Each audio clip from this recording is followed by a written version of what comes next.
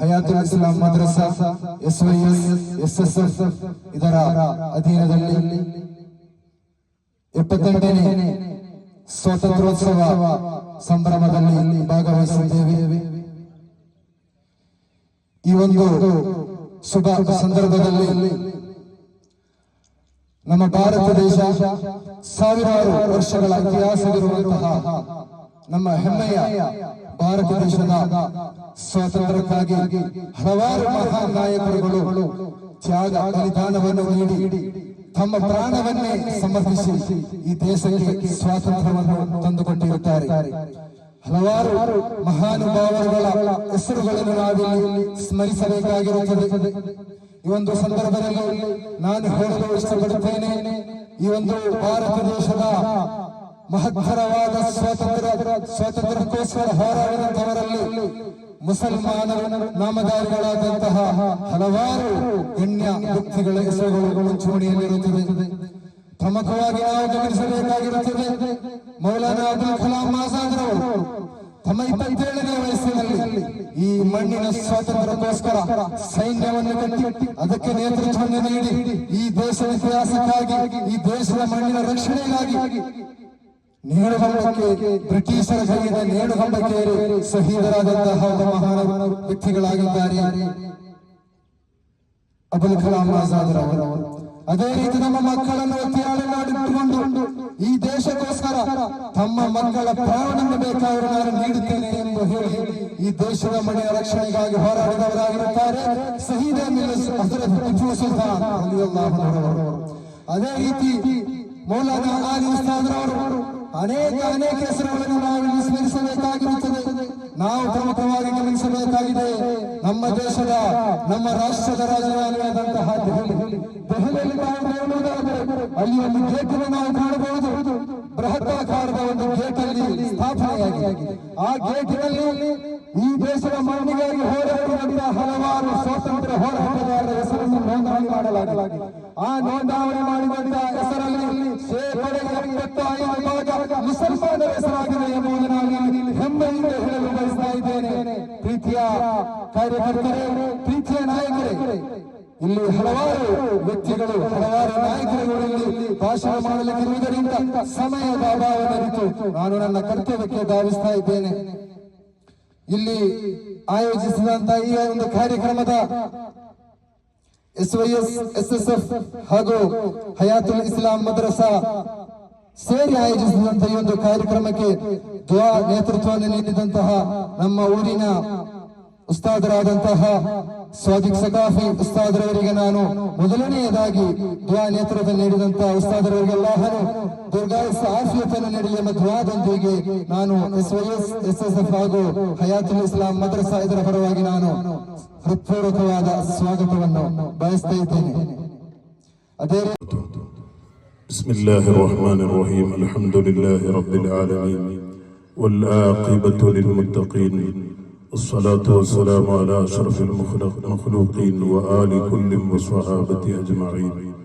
يا ربي بالمصطفى بلغ مقاصدنا واغفر لنا ما مضى يا واسع الكرم مولاي صل وسلم دائما أبدا على حبيبك خير الخلق كلهم. ഇവിടെ അധ്യക്ഷ സ്ഥാനം അലങ്കരിക്കുന്ന സുന്നി മുസ്ലിം ജമാഅത്ത് കൊണ്ടങ്കേരി പ്രസിഡന്റ് ഉൾപ്പെടെ കമ്മിറ്റി ഭാരവാഹികൾ,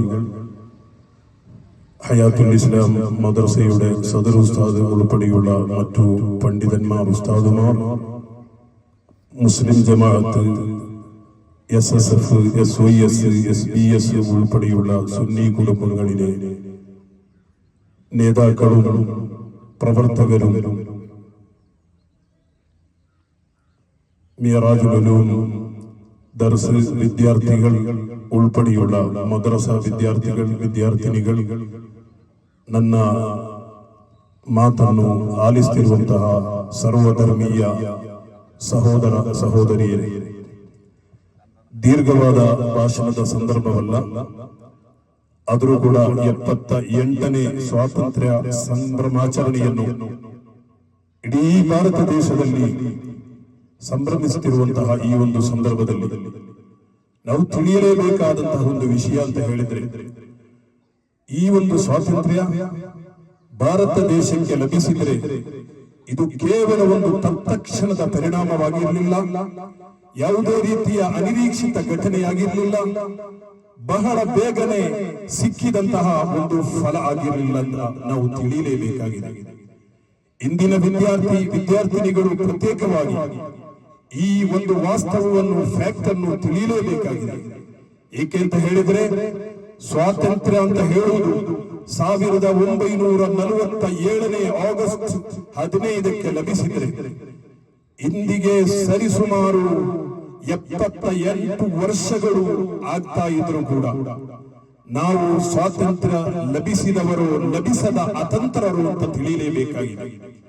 ಏಕೆಂತ ಹೇಳಿದ್ರೆ, ಸ್ವಾತಂತ್ರ್ಯ ಸಂಗ್ರಾಮದಲ್ಲಿ ಯಾವತ್ತೂ ಕೂಡ ಯಾವುದೇ ರೀತಿಯ ಧರ್ಮ, ಯಾವುದೇ ರೀತಿಯ ಪಂಗಡ, ಯಾವುದೇ ರೀತಿಯ ಜಾತಿ ಭೇದಗಳು ತೋರದೆ ಎಲ್ಲರೂ ಕೂಡ ಒಗ್ಗಟ್ಟಾಗಿ ಭಾರತ ದೇಶದ ಇತಿಹಾಸವನ್ನೇ ಬಿಂಬಿಸುವಂತಹ ಪ್ರಧಾನವಾದಂತಹ ಒಂದು ವಿಷಯ ಅಂತ ಹೇಳಿದ್ರೆ ಯುನಿಟಿ ಇನ್ ಡೈವರ್ಸಿಟಿ, ವೈವಿಧ್ಯತೆಯಲ್ಲಿ ಏಕತೆ ಎಂಬುದನ್ನು ಮಹಾತ್ಮ ಗಾಂಧೀಜಿಯಿಂದ ಹಿಡಿದು ಅಲ್ಲಾಮಾ ಇಕ್ಬಾಲ್ರಿಂದ ಹಿಡಿದು ಅಲ್ಲಾಮಾ ಶೌಕತ್ ಅಲಿ ಶಾ ವಲಿಯುಲ್ಲಾಹಿ ದೆಹಲವಿಯಿಂದ ಹಿಡಿದು ಎಷ್ಟೆಲ್ಲ ಸ್ವಾತಂತ್ರ್ಯ ಹೋರಾಟಗಾರರು ಇದ್ದಾರೋ, ನಾವು ಹೇಳುವ ಅಥವಾ ಯಾವುದೇ ಟೆಕ್ಸ್ಟ್ ಬುಕ್ಗಳಲ್ಲಿ ಕಾಣುವಂತಹ, ಯಾವುದೇ ಪಠ್ಯ ಪುಸ್ತಕಗಳಲ್ಲಿ ಕಾಣುವಂತಹ ಸ್ವಾತಂತ್ರ್ಯ ಹೋರಾಟಗಾರರು ಮಾತ್ರವಲ್ಲ, ಸ್ವಾತಂತ್ರ್ಯಕ್ಕೆ ಬೇಕಾಗಿ ಹೋರಾಡಿದವರು ಅಂತ ನಾವು ತಿಳಿಯಲೇಬೇಕಾಗಿದೆ. ಇಲ್ಲಿ those who read history were attempted to live in it ಎಂಬ ಒಂದು ವಾಸ್ತವಾಂಶವನ್ನು ನಾವು ತಿಳಿಯಲೇಬೇಕಾಗಿದೆ. ಏಕೆಂತ ಹೇಳಿದರೆ, ಸ್ವಾತಂತ್ರ್ಯ ಹೋರಾಟದ ಬಗ್ಗೆ ರಾಷ್ಟ್ರಪಿತ ಮಹಾತ್ಮ ಗಾಂಧೀಜಿಯವರು ಹೇಳಿದಂತಹ ಒಂದು ಮಾತು ನಿಮಗೆ ಗೊತ್ತಿದೆಯೇ ಸಹೋದರರೇ, ಸಹೋದರಿಯರೇ? ನಾವು ತಿಳಿಯಲೇಬೇಕಾಗಿದೆ. 1930 ಪುಣೆಯ ಯರವಾಡ ಎಂಬ ಜೈಲಿನಲ್ಲಿರುವಾಗ ನನಗೆ ಎಲ್ಲಾ ರೀತಿಯ ಪ್ರೇರಣೆಯನ್ನು ಕೊಟ್ಟದ್ದು, ನನ್ನ ಮನಸ್ಸಿಗೆ ಹುಮ್ಮಸ್ಸನ್ನು ಕೊಟ್ಟದ್ದು ಸಾರೇ ಜಹಾನ್ ಸೆ ಅಚ್ಚಾ ಹಿಂದೂಸ್ತಾನ್ ಹಮಾರಾ ಎಂಬ ಮಹತ್ತಾದ ಕಾವ್ಯ. ಇಂದಿಗೂ ಕೂಡ ಎಲ್ಲಾ ರೀತಿಯ ಭಾರತ ದೇಶದ ಎಲ್ಲಾ ಪ್ರಜೆಗಳಿಗೂ ಕೂಡ ಮನಸ್ಸಿಗೆ ಪುಳಕಿತ ಮಾಡುವಂತಹ, ಮನಸ್ಸಿಗೆ ಪ್ರೇರಣೆಯನ್ನು ಕೊಡುವಂತಹ, ನಾವು ಭಾರತೀಯರೆಲ್ಲರೂ ಕೂಡ ಒಂದೇ ಎಂಬ ಆ ಮನಸ್ಸಿಗೆ ಒಗ್ಗಟ್ಟನ್ನು ಕೊಡುವಂತಹ ಅಲ್ಲಾಮಾ ಇಕ್ಬಾಲರ ಕಾವ್ಯ. ಮಹಾತ್ಮ ಗಾಂಧೀಜಿಯವರು ಬರೀತಾರೆ, 1930 ಯರವಾಡ ಜೈಲಿನಲ್ಲಿ ಪುಣೆಯಲ್ಲಿರುವಾಗ ನನ್ನ ಮನಸ್ಸಿಗೆ ಪುಳಕಿತವನ್ನು, ನನ್ನ ಮನಸ್ಸಿಗೆ ಹುಮ್ಮಸ್ಸನ್ನು ಕೊಟ್ಟದ್ದು 100 ಬಾರಿ ಸಾರೇ ಜಹಾನ್ ಸೆ ಅಚ್ಚಾ ಎಂಬ ಈ ಮಹತ್ತಾದ ಕಾವ್ಯವನ್ನು ನಾನು ಹಾಡಿದ್ದೇನೆ. ಮಾತ್ರವಲ್ಲ, ಈ ಬರೆಯುವ ಸಂದರ್ಭದಲ್ಲೂ ಕೂಡ ಅದರ ಪ್ರತಿಧ್ವನಿ ನನ್ನ ಕಿವಿಗೆ ಅದು ಕೇಳಿಸ್ತಾ ಇದೆ ಅಂತ ಹೇಳಿದ್ದು ಯಾರು ಗೊತ್ತಿದೆಯೇ ಸಹೋದರರೇ, ಸಹೋದರಿಯರೇ, ಪ್ರೀತಿಯ ವಿದ್ಯಾರ್ಥಿಗಳೇ, ವಿದ್ಯಾರ್ಥಿನಿಗಳೇ? ರಾಷ್ಟ್ರಪಿತರಾದಂತಹ ಮಹಾತ್ಮ ಗಾಂಧೀಜಿಯವರಾಗಿದ್ದಾರೆ. ಇಲ್ಲಿ ನಾವು ತಿಳಿಯಲೇಬೇಕು, ಯಾವುದೇ ರೀತಿಯ ಮಹಾತ್ಮ ಗಾಂಧೀಜಿಯವರು, ಸುಭಾಷ್ ಚಂದ್ರ ಬೋಸ್ರವರು, ಇನ್ನಿತರ ಯಾರೋ ಕೂಡ ಮುಸ್ಲಿಮರಡಿಯಲ್ಲೋ ಅಥವಾ ಹಿಂದೂಗಳಡಿಯಲ್ಲೋ, ಸಿಖ್ಗಳಡಿಯಲ್ಲೋ, ಕ್ರಿಶ್ಚಿಯನ್ಗಳಡಿಯಲ್ಲೋ ಯಾವುದೇ ರೀತಿಯ ಅನೈಕ್ಯವನ್ನು, ತಾರತಮ್ಯ ಧೋರಣೆಯನ್ನು ಕೂಡ ಮಾಡಿಲ್ಲ.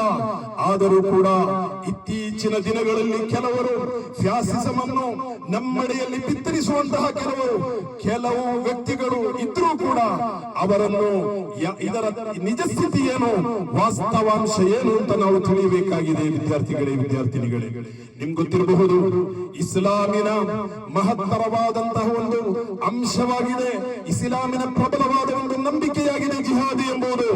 ಕೆಲವರು ಈ ಜಿಹಾದ್ ಅನ್ನು ಕೂಡ ದುರ್ವಿನಿಯೋಗ ಮಾಡಿ ಅದನ್ನು ದುರ್ವ್ಯಾಖ್ಯಾನ ಮಾಡುವಂತಹ ಪ್ರಕ್ರಿಯೆಗಳನ್ನು ಆರಂಭಿಸಿದ್ರು ಕೂಡ ಒಂದು ವಾಸ್ತವವನ್ನು ನಾವು ತಿಳಿಯಲೇಬೇಕಾಗಿದೆ.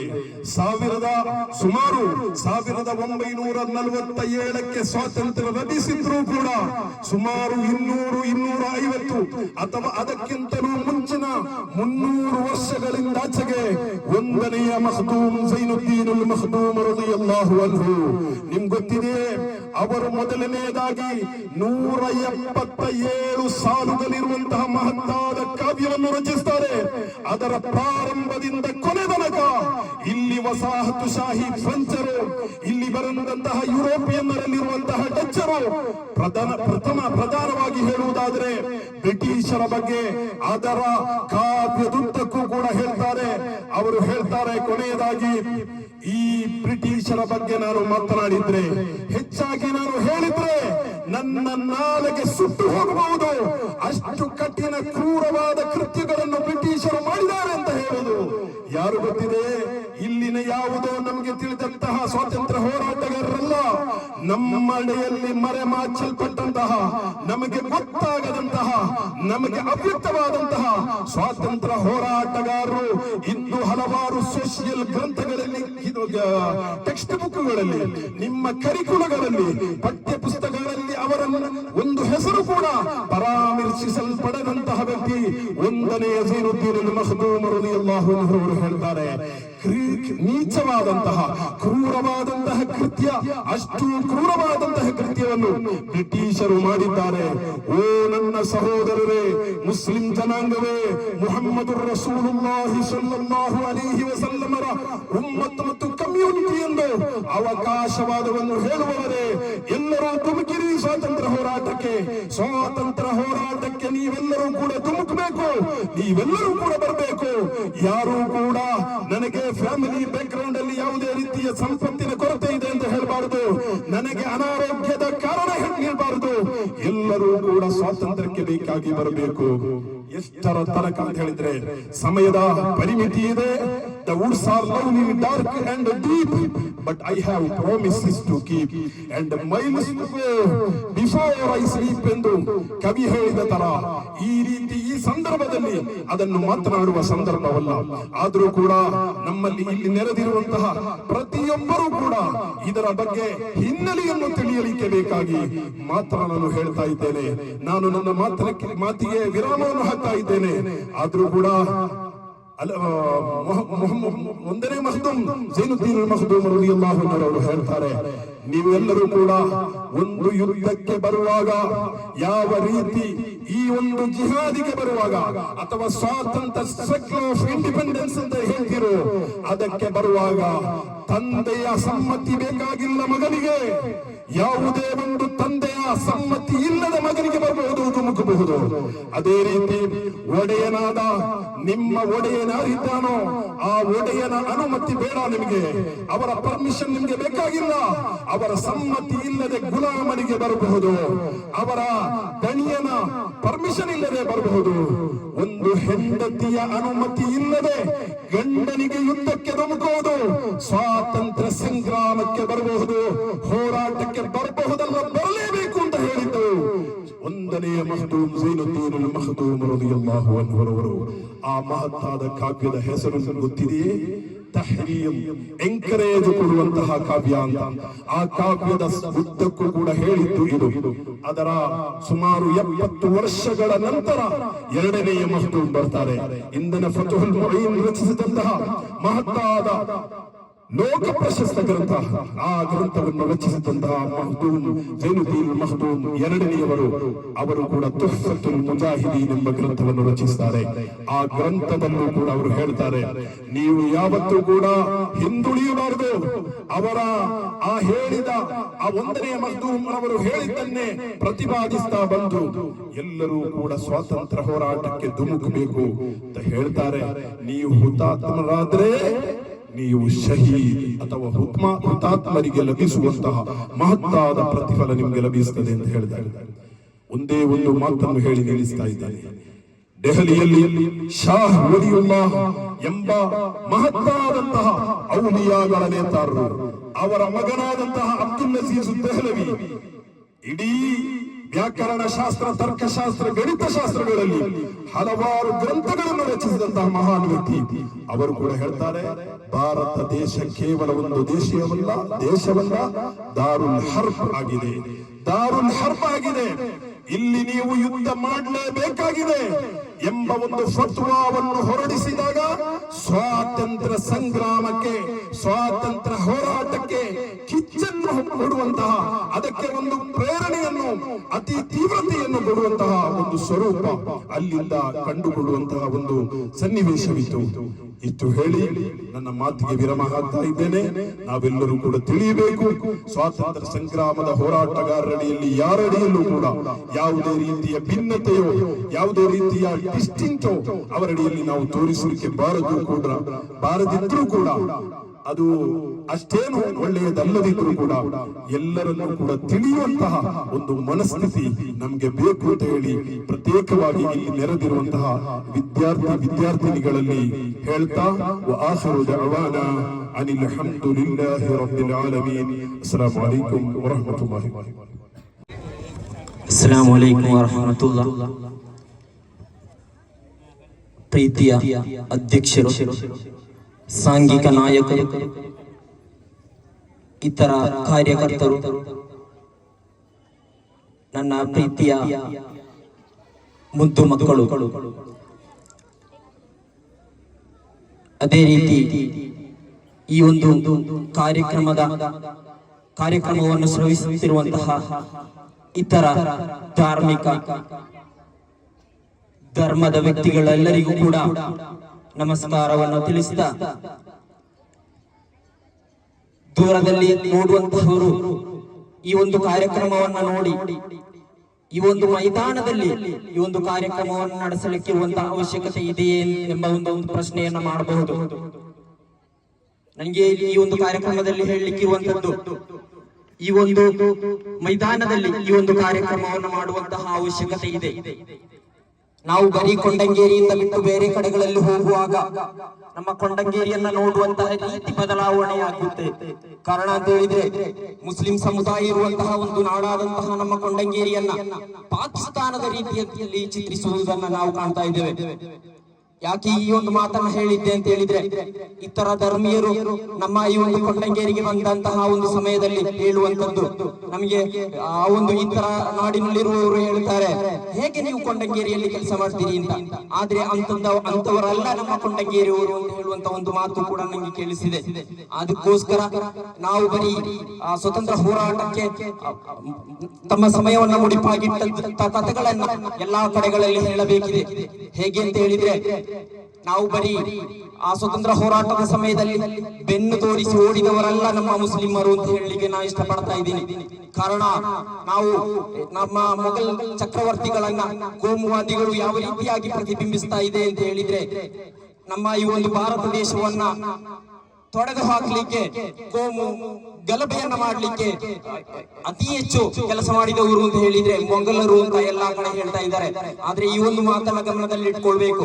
ಕಾರಣ ಏನು ಅಂತ ಹೇಳಿದ್ರೆ, 200 ವರ್ಷಗಳಷ್ಟೇ ಕಾಲ ಬ್ರಿಟಿಷರು ಆಳ್ವಿಕೆ ಮಾಡಿರುವಂತದ್ದು.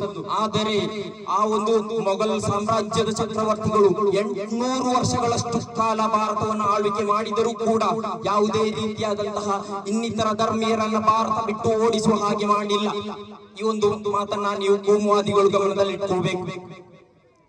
ಆದುದರಿಂದ ಈ ಉಸ್ತಾದರು ಹೇಳಿದ್ರು, ನಮ್ಮ 1757ನೇ ಇಸವಿಯಂದು ಸಿರಾಜ್ ಉದ್ದೌಲ್, ಇದು ಉತ್ತರ ಭಾರತದಲ್ಲಿ ಆದಂತಹ, ಅಥವಾ ಇನ್ನೊಂದು ಕಡೆ ನೋಡುವಾಗ ನಮ್ಮ ಪಂಜಾಬಿನಲ್ಲಿ 1809ರಲ್ಲಿ ಲಾಹೋರ್ ಇನ್ನಿತರ ನಿರಂತರ ಮೈತ್ರಿ ಒಪ್ಪಂದವನ್ನ ಉಲ್ಲಂಘಿಸಿ ಬ್ರಿಟಿಷರು ಬಂದಾಗ ಅಲ್ಲಿ ಕೂಡ ಹೋರಾಟ ಮಾಡಿದವರು ಯಾರು ಅಂತ ಕೇಳಿದ್ರೆ ಹಿಂದೂ ಮುಸ್ಲಿಂ ಒತ್ತಿ ಹೇಳ್ತಾ ಇದ್ದೀನಿ, ಮುಸ್ಲಿಮರು ಕೂಡ ಆ ಒಂದು ಹೋರಾಟದಲ್ಲಿ ಭಾಗವಹಿಸಿದ್ರು. ಆದುದರಿಂದ ಕೋಮು ಗಲಭೆಯನ್ನ ಮಾಡುವಂತವರು ಈ ಎಲ್ಲಾ ವಿಷಯಗಳನ್ನ ಗಮನದಲ್ಲಿಟ್ಟುಕೊಂಡು ಸೌಹಾರ್ದತೆಯುತ ಬಾಳ್ವಿಕೆಯನ್ನ ಮಾಡುವಂತಹ ಒಂದು ಕಾರ್ಯಕ್ರಮವಾಗಲಿ ಅಂತ ಹೇಳ್ತಾ ಈ ಒಂದು ಕಾರ್ಯಕ್ರಮಕ್ಕೆ ಎಲ್ಲಾ ರೀತಿಯ ಶುಭಾಶಯಗಳನ್ನ ಹೇಳ್ತಾ ನನ್ನ ಮಾತನ್ನ ಮುಗಿಸ್ತಾ ಇದ್ದೀನಿ. ಧನ್ಯವಾದಗಳು.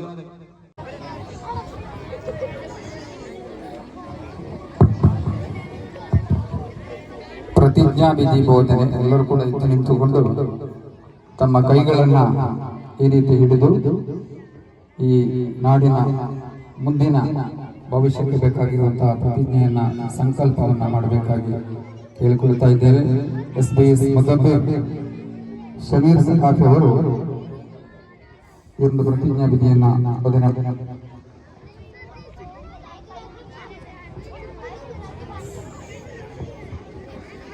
ಸಲಾಮ್ ಅಲೈಕುಂ.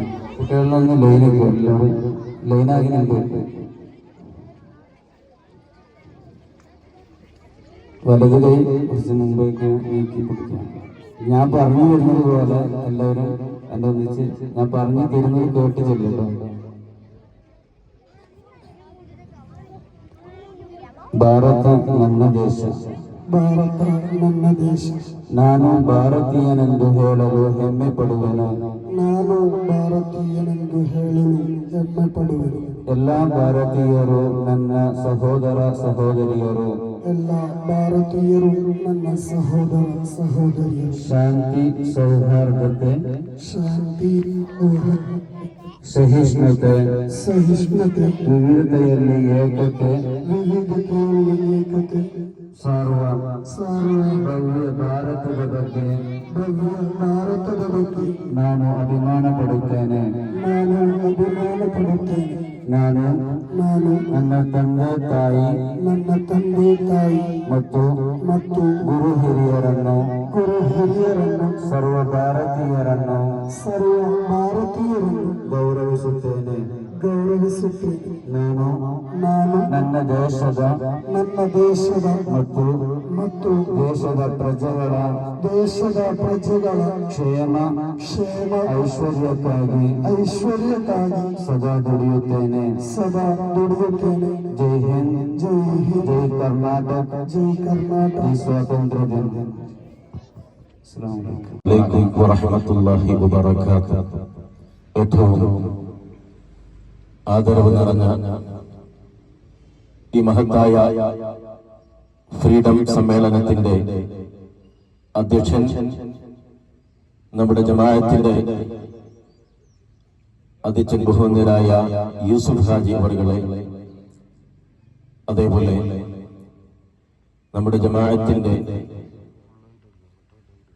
മുദരിസ് ഉസ്താദും ഖതീബുമായ ബഹുമാന്യരായ സാദിഖ് സഖാഫി ഉസ്താദ്, അതേപോലെ മറ്റു ജമാഅത്ത് കമ്മിറ്റി മെമ്പർമാർ, ഹയാത്തുൽ ഇസ്ലാം മദ്രസ സഹപ്രവർത്തകരായ ഉസ്താദുമാർ, അതേപോലെ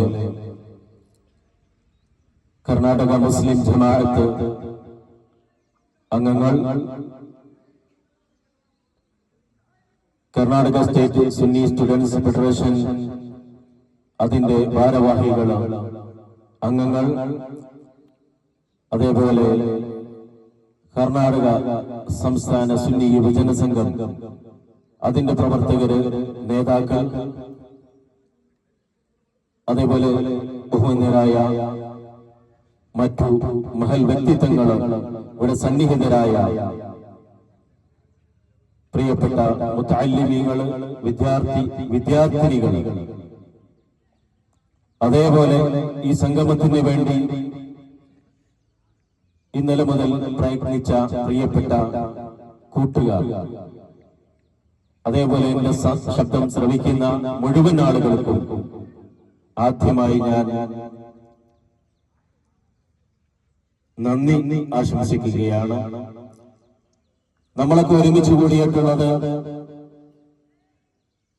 നമുക്കറിയാം, നമ്മുടെ മഹത്തായ ഇന്ത്യ മഹാരാജ്യം അതിന്റെ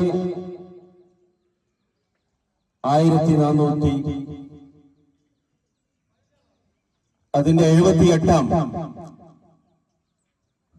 സ്വാതന്ത്ര്യ ദിനം ആഘോഷിക്കുന്ന വേളയിലാണ്. ഇത്തരുണത്തിൽ നമ്മൾ മനസ്സിലാക്കേണ്ട ഒരുപാട് കാര്യങ്ങളുണ്ട്. ഒരുപാട് വർഷങ്ങൾക്ക് മുമ്പ് വാസ്കോ ഡി ഗാമ എന്ന് പറയുന്ന ഒരു വ്യക്തി നമ്മുടെ രാജ്യത്തേക്ക് വിദേശ രാജ്യത്ത് നിന്നും കടന്നു വന്നത് മുതൽ ആരംഭിച്ച കൊളോണിയൽ സംസ്കാരം, അത് പിന്നീട് പോർച്ചുഗീസുകാരിലൂടെയും ഡച്ചുകാരിലൂടെയും അവസാനമായി ബ്രിട്ടീഷുകാരിലൂടെയും നമ്മുടെ മഹത്തായ രാജ്യത്തെ പിടിച്ചുമുറുക്കി ആ രാജ്യത്തിന്റെ അവകാശികളായ ഭാരതീയരായ ആളുകളെ അവര് ദിനം പ്രതി ക്രൂശിക്കുകയും യാതൊരു വിധത്തിലുള്ള സ്വാതന്ത്ര്യവും നൽകാതെ അവരെ ഛിന്ന ഭിന്നമാക്കുകയും ഐക്യത്തോടുകൂടെ ജീവിക്കുന്ന, മതസ്വാതന്ത്ര്യത്തോടുകൂടെ ജീവിച്ചിരുന്ന ആ ഒരു സമൂഹത്തെ പരസ്പരം അവരുടെ ഹൃദയങ്ങളിൽ വിദ്വേഷവും വൈരാഗ്യവും നിറയ്ക്കാൻ വേണ്ടിയുള്ള പ്രവർത്തനങ്ങൾ അവർ ഒരുപാട് മെനക്കെട്ടുകൊണ്ട് ചെയ്യുകയുണ്ടായി. എന്നാലും ഇന്ത്യ രാജ്യത്ത് ജീവിക്കുന്ന നല്ല ഹൃദയമുള്ള ഒരുപാട് വ്യക്തിത്വങ്ങളുടെ ആ മനക്കരുത്തിനെ തകർക്കാൻ അവർക്കൊരിക്കലും കഴിഞ്ഞില്ല.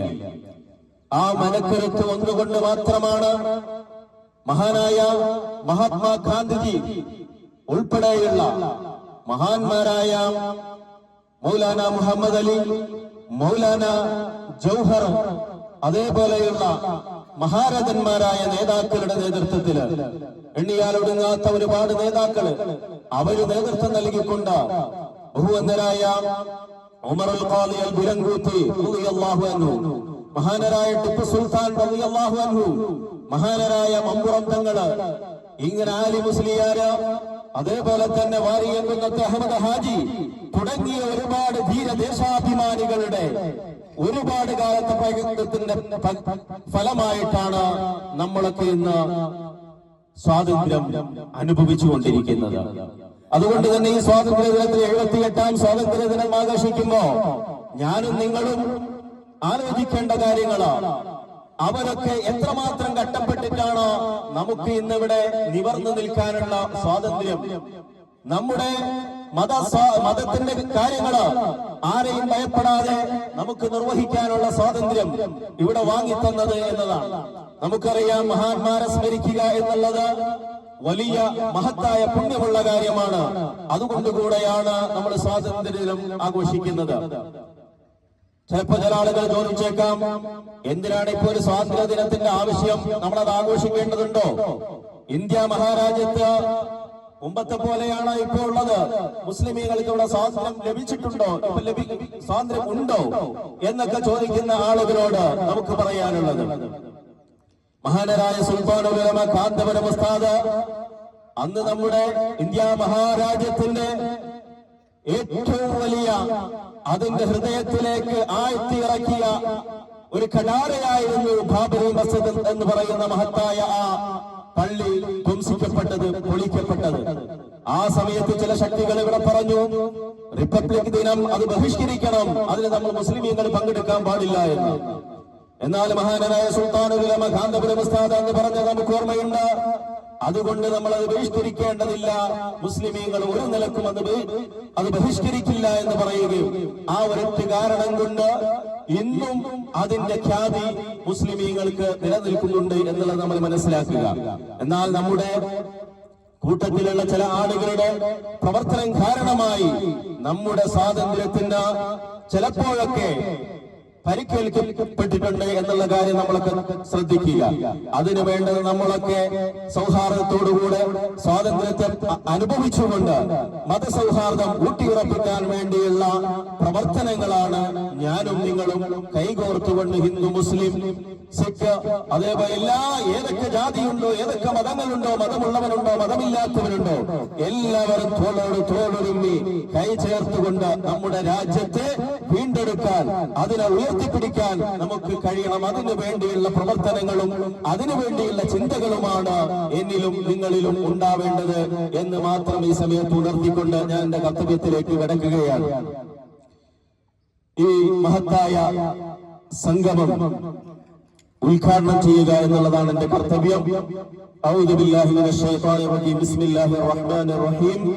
ഇന്നാ ഫതഹ്നാ ലക ഫതഹൻ മുബീന എന്ന വിശുദ്ധ വാക്യം കൊണ്ട് ഈ വിശുദ്ധമായ സംഗമം ഉദ്ഘാടനം ചെയ്തതായി അറിയിച്ചുകൊണ്ട് ഞാൻ നിർത്തുന്നു. വാഖിറു ദഅവാനാ അനിൽ ഹംദുലില്ലാഹി റബ്ബിൽ ആലമീൻ. അസ്സലാമു അലൈക്കും വറഹ്മത്തുള്ളാഹി വബറകാതുഹു.